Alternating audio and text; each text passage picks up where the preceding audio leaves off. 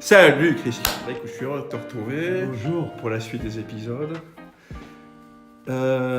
Écoute, ça a été génial parce que quand j'ai écouté le premier épisode, après, avec le recul, j'ai trouvé ça très intéressant. On a eu quand même des commentaires vachement intéressants. On a eu des commentaires. Et alors cette histoire entre ces deux frères, là, que tout oppose, c'est quand même vachement intéressant parce que c'est des choses qui se retrouvent dans nos histoires et autres. Bien sûr. Évidemment, comme j'en avais parlé, tout est symbolique. Hein. Les deux frères se séparent. Hein. Ils se séparent déjà moralement, puisque Ésaü, pour déplaire à ses parents, va épouser des femmes hittites. Ah, c'est pour déplaire à ses parents. Bien sûr, il veut déplaire à ses parents parce que son père Isaac lui avait dit de continuer d'épouser des femmes de sa descendance. Et en fait, Jacob, qui une fois qu'Isaac est mort, rappelez-vous bien, Isaac il meurt aveugle, c'est-à-dire qu'il ne voit plus, il n'a plus la conscience de voir, et Jacob fuit sur les conseils de sa mère, parce qu'une fois que Isaac est mort, Ésaü veut tuer Jacob. C'est normal, il s'est fait avoir, doublement avoir. D'une part, il a cédé son droit d'aînesse, entre guillemets, comme ça, sous le coup d'une impulsion ou d'une émotion. Il est berné sur toute la ligne. Il perd le droit d'aînesse et il perd le droit d'être le chef de cette tribu et surtout le porteur, le descendant du Dieu unique, de l'Éternel. Et alors quand il prend femme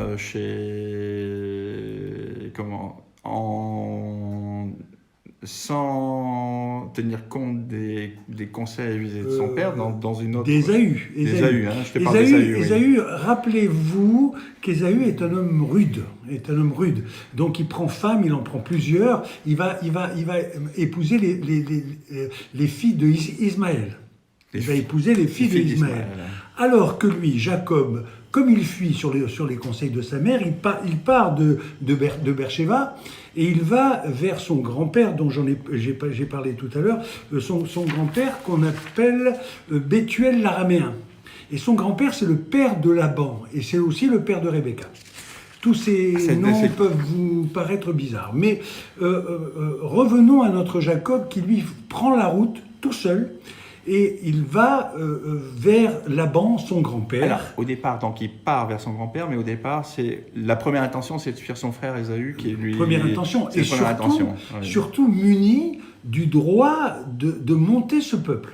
Donc, le droit d'aînesse, et en plus, il a eu la bénédiction... La bénédiction d'Isaac, il a donc le devoir de refaire un peuple. Et il va en prendre conscience tout au long de son parcours. Il est sur son parcours et la nuit tombe et tout à coup il a envie de dormir. Je vous l'ai déjà raconté dans l'autre vidéo. Il a envie de dormir, il prend une grosse pierre et il le prend comme oreiller et il se couche sur cette pierre. Et pendant la nuit, il fait un rêve et il voit la fameuse échelle de Jacob. C'est-à-dire qu'il voit une échelle qui part de la terre pour monter au ciel, et il voit descendre et monter des anges, parce qu'en fait le message c'est ça, c'est-à-dire qu'il se met en contact avec le ciel, et il va vers le ciel quand les anges montent vers le ciel, et les anges redescendent pour ramener le message du Dieu unique, un double de mouvement. l'Éternel. Oui, voilà. Oui. On dirait une respiration. Voilà. Tu m'avais parlé du nombre de barreaux. En fait, il n'y a pas de barreaux. C'est dans certains groupes, particulièrement de groupes d'hommes, on dit qu'il y a 33 barreaux. Mais en fait, c'est une symbolique. C'est une symbolique. Ce qui est symbolique, c'est cette échelle de Jacob qui est et en haut de l'échelle de Jacob, il y a l'Éternel. Donc, pour la première fois, il est investi de ce rôle de monter cette grande tribu qui sera plus tard, par ses enfants, les 12 tribus d'Israël. Alors, donc, au départ, il a conscience qu'il doit remonter une tribu, c'est-à-dire qu'il est fort de son droit d'aînesse et de la bénédiction. Il est en fait investi.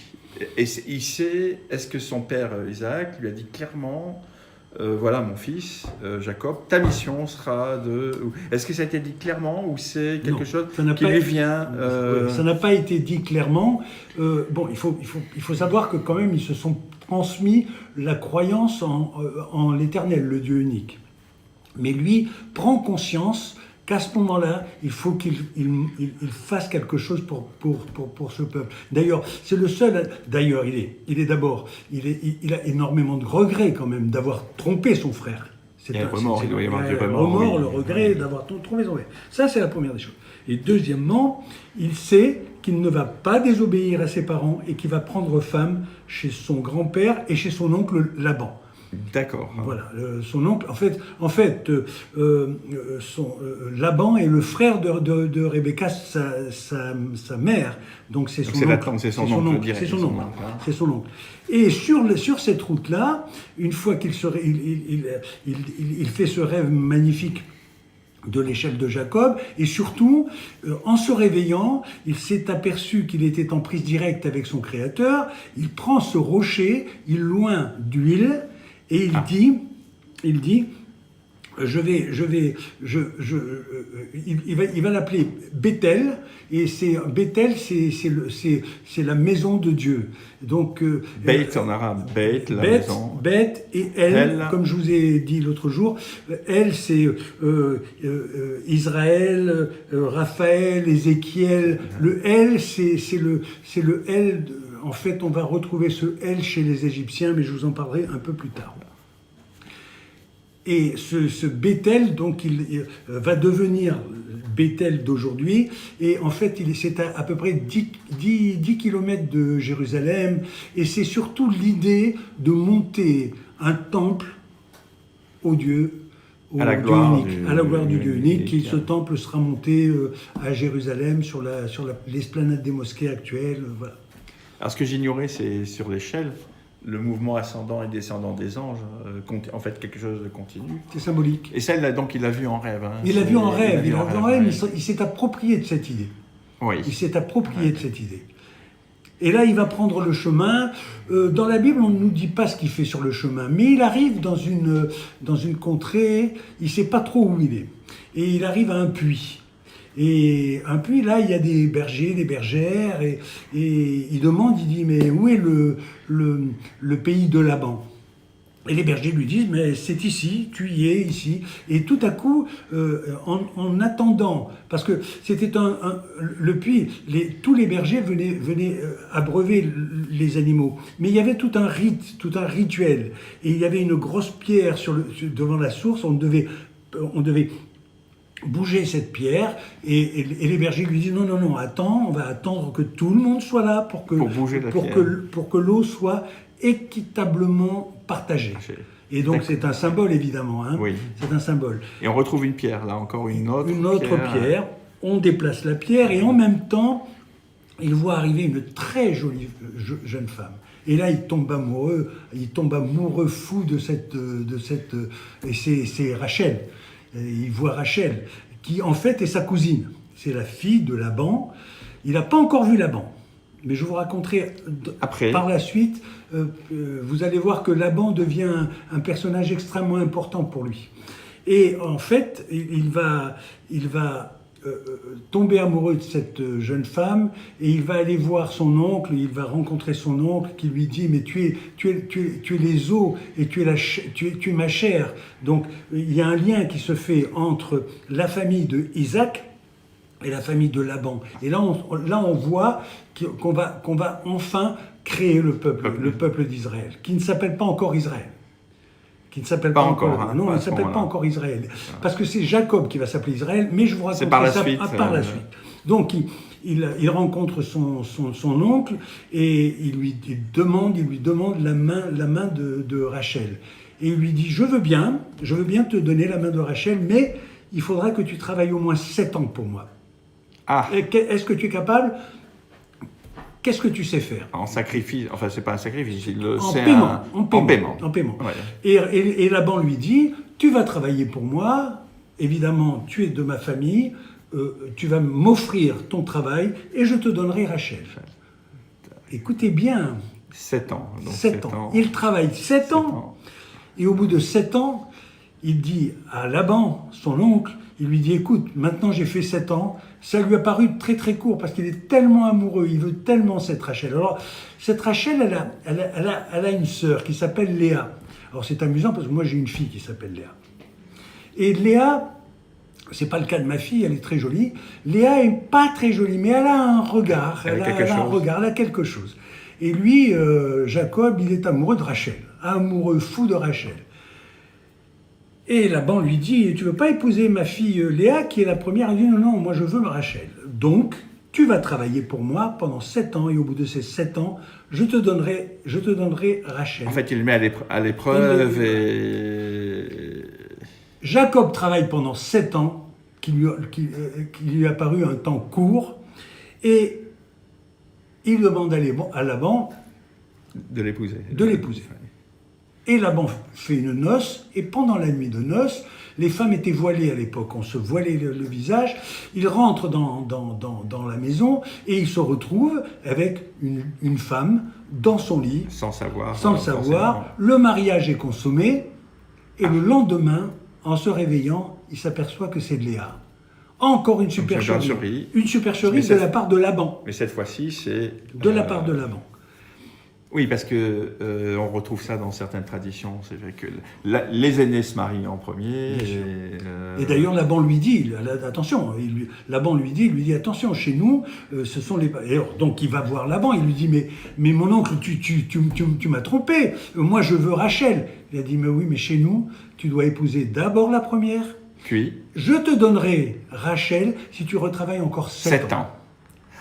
Toujours 7, le numéro 7, qui est... qu'on connaît bien, ce fameux 7, ce chiffre parfait, voilà. Et donc, Laban lui dit, tu vas travailler encore 7 ans. Et lui, il est tellement amoureux de Rachel qu'il retravaille 7 ans et qu'il fait, entre-temps, il fait des enfants à Léa. Il lui en fait 4, je crois. Voilà. Je voulais vous parler de quelque chose de bien précis sur cette fameuse pierre de Jacob. Alors, il faut savoir aujourd'hui que sous le trône d'Angleterre, il y a cette fameuse pierre. On ne sait pas trop comment elle est venue là, mais tous les rois d'Angleterre se font couronner sur cette pierre. Oui, il y a donc un trône, et sous le trône, il y a cette pierre. Donc vous voyez combien cette pierre est importante. On la retrouve. C'est une pierre qui a été ointe par Jacob, avec de l'huile. Hein. Donc elle est sainte, cette pierre. Donc toute l'église anglicane est basée sur cette pierre, puisque tous les rois d'Angleterre, d'ailleurs le trône est même plus joli, il est très très très ancien, mais par tradition, les rois se font... Alors on dit aussi que la famille d'Angleterre serait des descendants de la tribu de Dan. Je vous parlerai dans une autre vidéo de toutes ces tribus, puisque Jacob aura 11 enfants, garçons, une fille, Dina, et ensuite un 12e garçon qui lui-même, c'est une autre histoire. On retrouve encore ces chiffres, 7, toujours, 3, 7, 12. Parce que tu m'avais parlé des chiffres. Oui, effectivement, dans la culture hébraïque, chaque lettre est un chiffre. Un chiffre en donc numérologie. On peut, voilà, en numérologie. Donc on peut effectivement, il y a un côté magique dans les chiffres, puisque voilà.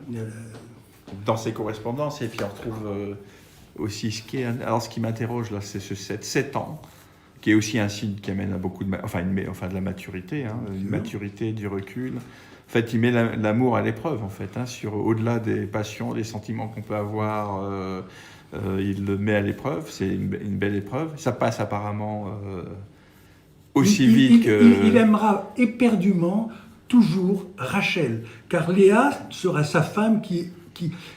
Alors, regardez encore deux, Rachel et Léa, qui s'opposent. T'as la raison, le mariage de raison et l'amour, on retrouve la même chose entre Ésaü et Jacob. Oui, toujours deux. Les deux, la raison, le cœur, la raison et... La dualité pour aller au ternaire qui fait plus qu'un, comme un. comme oui, un. comme un. Voilà. Donc les deux, on va retrouver dans le début de cette histoire, on va toujours retrouver la dualité entre frères et sœurs, parce que Léa et Rachel sont jalouses. Surtout, Rachel ne peut pas avoir d'enfant et Léa, elle est prolifique. Parce que on dit que c'est Dieu qui donne Léa, puisque tu es celle qui séduit, tu es belle et tout, eh bien moi, Dieu, je vais donner des enfants à Léa. Par contre, concernant Léa, c'est quand même aussi une épreuve pour elle de savoir qu'en fait, il est amoureux de sa sœur.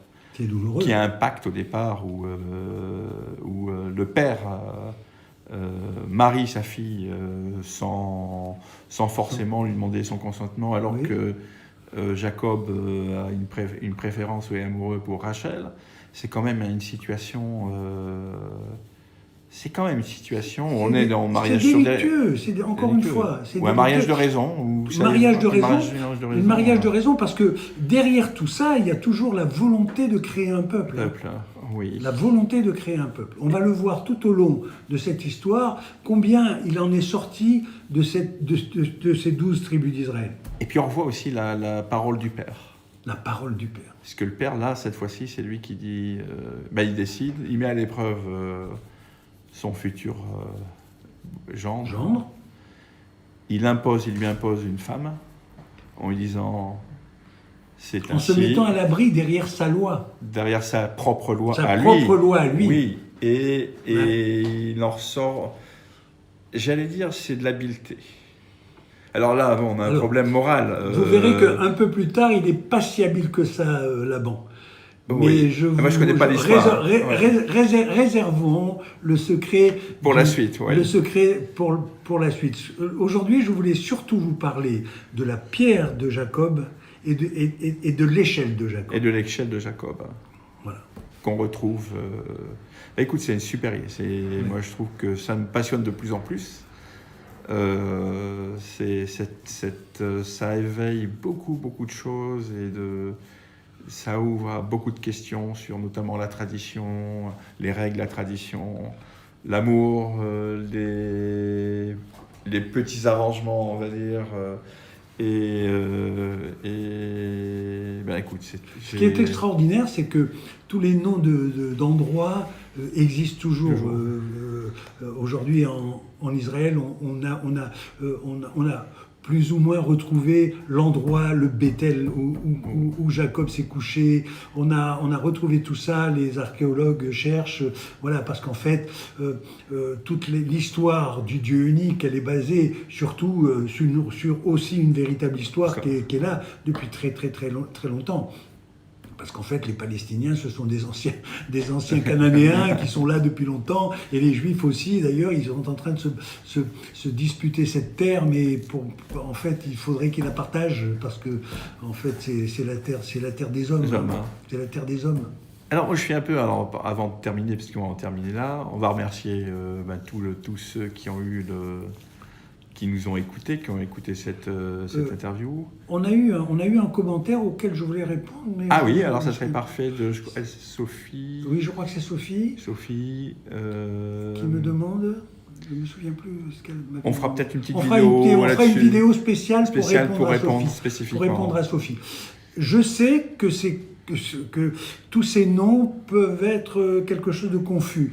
Mais en fait, Jacob est tellement important. Là, quand vous voyez Abraham, Isaac, Jacob, on en parle énormément. Donc il faut que vous soyez... il y a des gens qui disent, mais qu'est-ce que c'est que l'échelle de Jacob? Et pourtant, l'échelle de Jacob, elle est dans votre vie à tous. On la retrouve partout. Ouais. On est toujours entre ciel et terre. On a déjà parlé de la tour de Babel. On a déjà parlé... Regardez, ne serait-ce que les cathédrales. Les cathédrales, on les monte vers le ciel. C'est l'échelle de Jacob. Et pour nous, on sait aussi que se mettre debout aussi, c'est ça. Partir du sol pour aller vers le ciel. qu'est-ce qu'il dit un papa à son fils ou à sa fille? Tiens-toi droit, mets-toi debout, redresse-toi, va vers le ciel. Ouais. Voilà, l'échelle de Jacob, il faut bien la comprendre. Moi, je vous raconte une histoire toute simple. Il y a plusieurs sens. Mais en fait, il y a beaucoup de sens. À chaque fois, il faut bien comprendre tout le sens caché qu'il y a derrière cette... Des degrés d'évolution, voilà. dans le mouvement ascendant. Parfois, il faut redescendre. Bien parfois sûr, aussi, des fois, il faut redescendre. Revenir, Et puis, prendre aussi conseil pour les croyants en haut et pour les non-croyants en soi. Parce qu'en fait, revenir à soi surtout. Hein, voilà. On ira un peu plus loin. Merci pour cet échange, Christian. C'est toujours agréable avec toi en plus, donc c'est toujours. J'espère que c'est agréable aussi pour ceux qui nous regardent. Oui, alors merci en passant à toutes les personnes qui ont mis les pouces, qui se sont abonnés, parce que ça aide au référencement. On va embrasser une personne en particulier parce que j'ai envie de le faire. Nicolas, tu te reconnaîtras. Oui. Motard, un ami motard. On a hâte de te rencontrer avec Christian. On le fera ensemble. Et puis tous les autres qu'on connaît. Et surtout poser des questions si ça vous paraît un petit peu... je voulais dire juste un mot pour ne pas oublier. Dans le mot Bethel, vous avez... Bethel, c'est aussi les synagogues, c'est-à-dire c'est la maison de Dieu. Hein. J'ai oublié d'en parler de ça, parce que dans toutes les capitales du monde, il y a toujours une synagogue qui s'appelle Bethel, parce que Bethel, c'est la maison de Dieu. On va se quitter là. Voilà. On vous embrasse tous très fort. Et je suis à la prochaine vidéo. Avec plaisir. Alors la prochaine vidéo, ça sera la confrontation entre Jacob et Laban, son beau-père. Ah, j'ai hâte. Alors là, j'ai hâte. Qui est son oncle, le frère de Rebecca, mais son beau-père.